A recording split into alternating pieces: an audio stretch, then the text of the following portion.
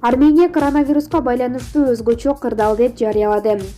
Армениянын өкмөтү бүгүн 16 мартта өлкө аймагында өзгөчө кырдаал жарыялады. Бул тууралуу орус басмалары жазып чыгышты.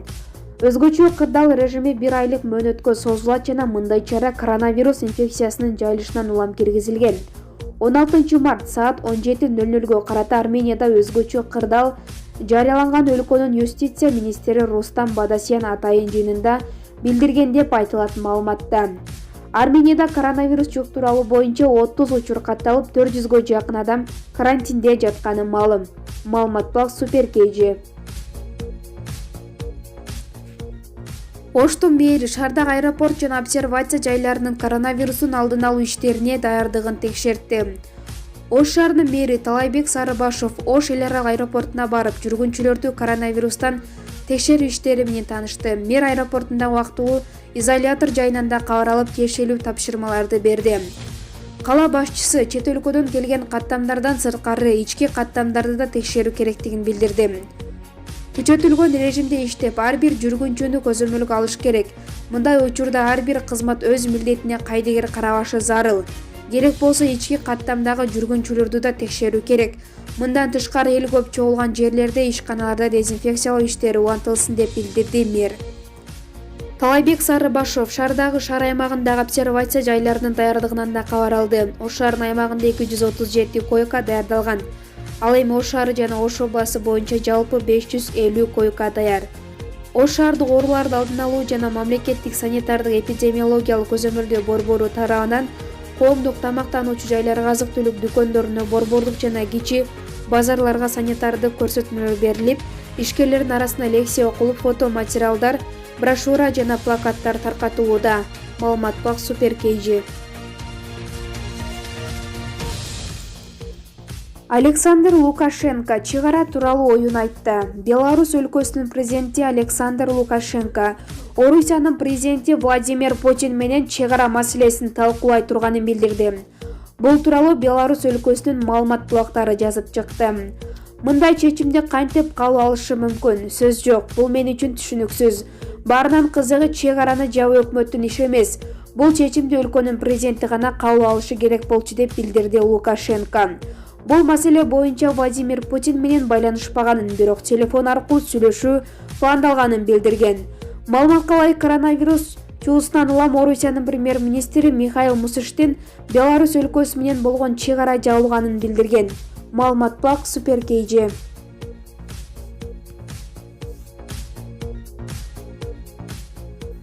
Коронавирус аныкталгандардын саны боюнча дүйнө өлкөлөрү Кытайдан озуп чыкты. Дүйнөнүн калган өлкөлөрүндө коронавирусту жуктуруп алгандардын саны биринчи жолу Кытайдыкынан ашты. АКШдагы Джон Хопкинс университетинин маалыматына ылайык, Кытайдан тышкары жерлерде вирус 87 миңден көп кишиге жукса, ал өлкөнүн бийлиги 80.860 киши тууралуу билдирди. Оорудан каза тапкандардын саны да Кытайдыкынан ашып 6513 киши болду.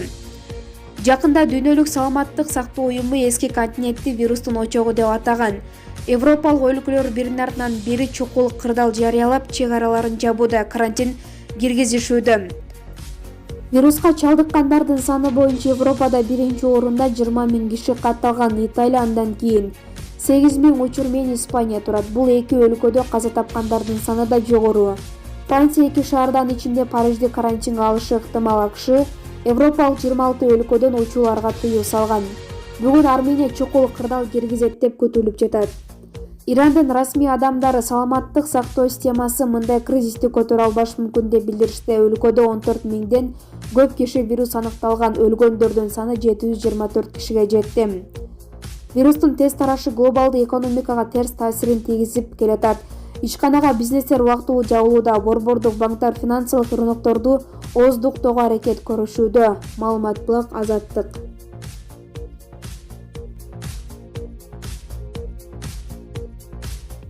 Кыргызстанда кинотеатрлар, түнкү клубдар, компьютер залдары жабылды.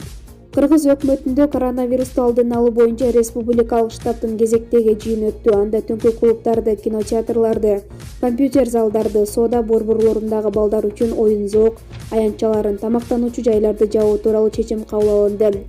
Жыйында ошондой эле өпкөнү сезгентүүчү вирустун жайылышына бөгөт коюу үчүн жарандарга эл көп чогулбаган жерге барбоо, ата-энелерге балдарын үйдө кармоо сунушталды. Санитардык чараларды күчөтүү, массалык иш-чараларды уюштурбоо сунуштарды коомдук тамактануучу жана башка кызмат көрсөтүүчү жайларга берилди. 16 мартка карата Кыргызстан аймагында коронавирус катталган учур жок. Учурда 341 адам карантинде кармалып турат. Маалымат бак Азаттык.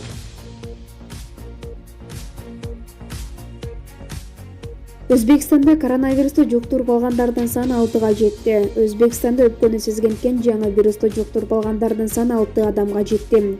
11 мартта Парижден учуп келген аялдан коронавирус аныкталды. Саламаттык сактоо министрлиги ал бейтаптан оору үй бүлөсүнө жукканын кабарлады. Бул аял менен катташкан туугандары, ал жашаган көп кабаттуу үйдүн жашоочулары, бейтап менен чогуу учуп келген жүргүнчүлөр, учактын экипаж мүчөлөрү жана ал каттамды тейлеген аэропорт бажы, чек ара кызматкерлери 2 апталык карантинге алынды. Бул үй бүлөдөн сырткары Стамбулдан учуп келген дагы бир жүргүнчүдөн оору аныкталган.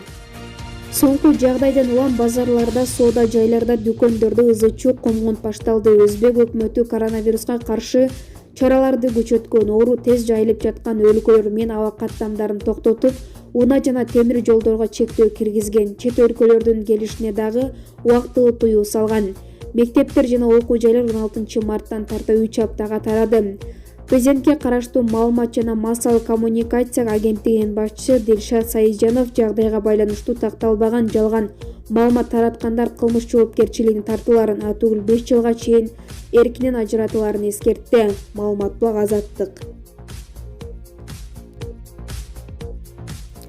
Өмүрбекова коронавирусту алдын алууда алдыдагы 3 апта өтө маанилүү. Өмүрбекованын айтымында ар бир жаран азыркы кырдаал оңой эмес экенин түшүнүп, дарыгерлердин айтканын айткандай жасаганы жакшы. Вице-премьер Алтынай Өмүрбекова республикалык штабтын жыйынында коронавирусту алдын алууда алдыдагы 3 апта өтө маанилүү экенин айтты. Бул тууралуу өкмөттүн маалымат кызматы кабарлады. Өмүрбекованын айтымында ар бир жаран азыркы кырдаал оңой эмес экенин түшүнүшү керек. Алдыдагы 3 апта өтө маанилүү. Дарыгерлер айткан профилактикалык иштин баарын жасап, гигиенага көңүл бөлөлү, балдарга баарын түшүндүрүү керек. Кафе, көңүл ачуучу жайларга барбай кое турууга чакырам. Ошондой эле эл көп чогулган жерден улак болуп иш-чара, тойлорду уюштурбай, ал жака барбай кое турсак, колдон келсе үйдөн чыкпай, сасык тумаанын ичинде коронавирусту алдын алуу боюнча дарыгерлердин айтканын жасайлы, деди Өмүрбекова.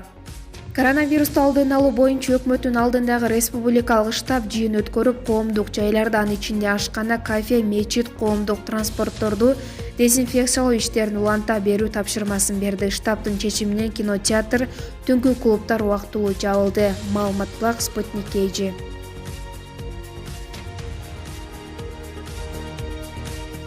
Абылгазиев күйүүчү май маселеси боюнча Россия Федерациясынын премьери Мусиштин менен сүйлөштү. Эки өлкөнүн өкмөт башчылары зарыл маалыматтарды алмашуу жана тиешелүү жардамдарды берүү тууралуу макулдашты.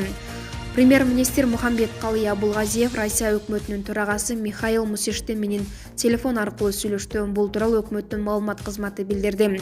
Сүйлөшүүдө коронавирус инфекциясынын жайылышына байланыштуу маселе, анын таркашына жол бербөө боюнча кабыл алынып жаткан чаралар талкууланган. Телефон аркылуу сүйлөшүүдө Россиядан импорттолуучу күйүүчү май, азык-түлүк жана башка товарларды ташуу мурдагыдай тартипте жүзөгө ашырылып жатканы белгиленди деп айтылат маалыматта. Ошондой эле эки өлкөнүн өкмөт башчылары координация белгилешип, аракеттенүү, зарыл маалыматтарды ыкчам алмашуу жана тиешелүү жардамдарды берүү тууралуу макулдашканы айтылат. Маалымат бак Спутник.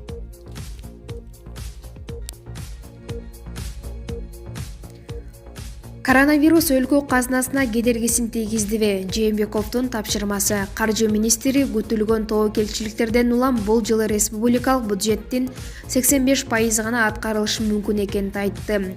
Президент Сооронбай Жээнбеков финансы министри Бактыгүл Жээнбаеваны кабыл алып, акчаны үнөмдүү пайдаланууну тапшырды. Бул тууралуу мамлекет башчынын маалымат кызматы кабарлады.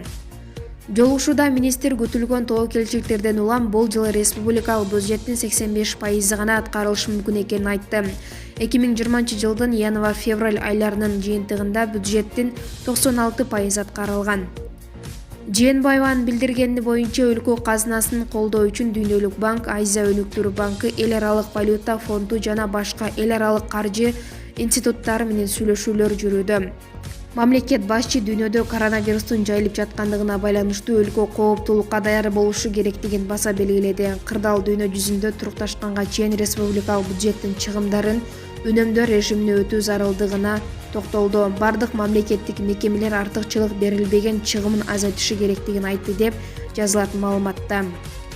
Үнөмдөө өлкөнү санаретке өткөрүү, соттук укуктук реформа, укук коргоо органдарынын, анын ичинде жол жана коомдук коопсуздукту камсыз кылуучу органдарды реформалоо, авариялык мектептерди оңдоп түзүүнүн алкагында иш-чараларга тийиштүү болбойт. Жээнбеков эмгек акы, жөлөк пул, пенсия жана башка социалдык төлөмдөрдү төлөө боюнча социалдык билдеттенмелер убагында аткарылышы керектигин баса белгиленген. Маалымат Булак, Спутник KG.